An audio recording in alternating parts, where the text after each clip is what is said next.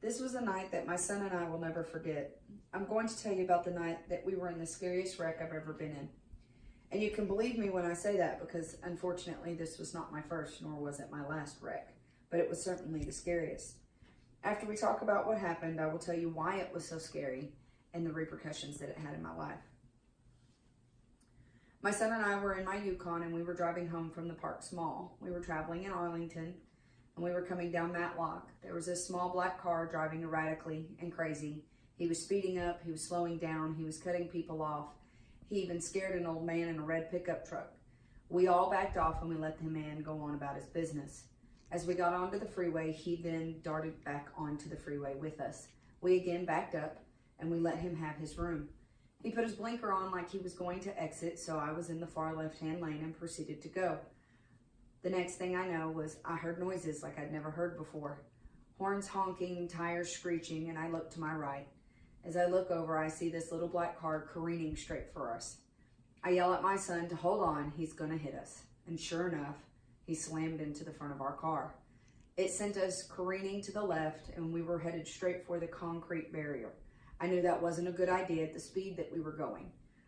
I pulled on the wheel as hard as I could, but unfortunately, when that happened, the damage that he had done to the front end of our vehicle messed up the tire, and it sent us shooting across the freeway back the other direction. We were now going towards a guardrail on the edge of a bridge. I knew that wasn't going to work. I put both feet on the brake. I applied the emergency brake. I aimed for the wood beam, and I prayed. Luckily, the wood beam caught us, and it stopped us. I woke up my son, and I yelled at him to get out of the car. We immediately jumped out of the car and ran around. He was dazed. I was pissed. And then the emergency rescue showed up.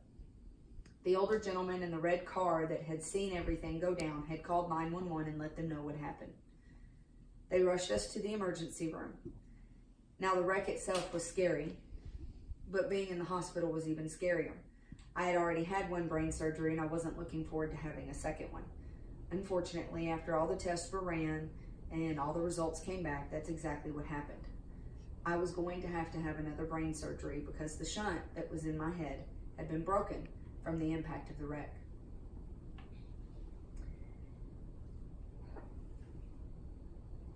Part of surgery is always scary.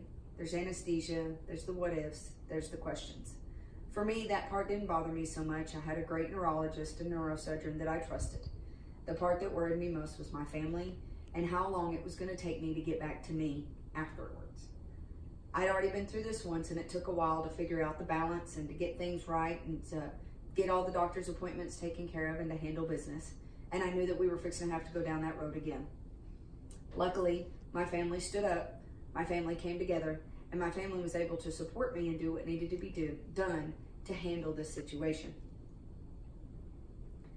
The older kids stepped up and took over some of the responsibilities that I once did. They took care of the house, they took care of the kids, they took care of the chores. And that allowed my wife to take care of me and to take care of them. And they did a lot of growing up during that period of time. But that also meant that me, as a mama, also did a lot of growing up. I realized that my babies weren't babies anymore.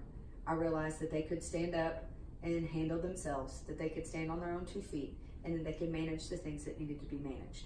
I was very proud of them, despite the fact that it came from something so ugly. I also learned that surgery went great, recovery went smoother than expected, and I was on my feet and being as close to normal as I ever had been, well before we had expected. There was also some improvements from my surgery. My new shunt is more comfortable than the first shunt.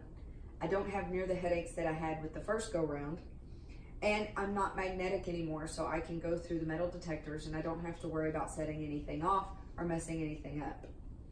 I also have a new shelf life, so instead of having to have surgery again in a couple of years, I've got 10 years before I have to go through this again.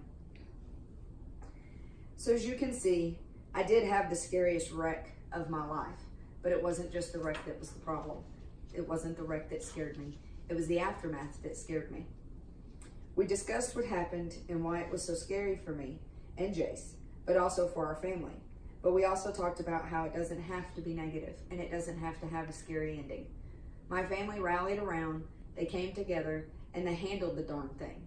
I've never been more proud of what my family accomplished from something that was the scariest wreck I'd ever been in. Thank you for your time.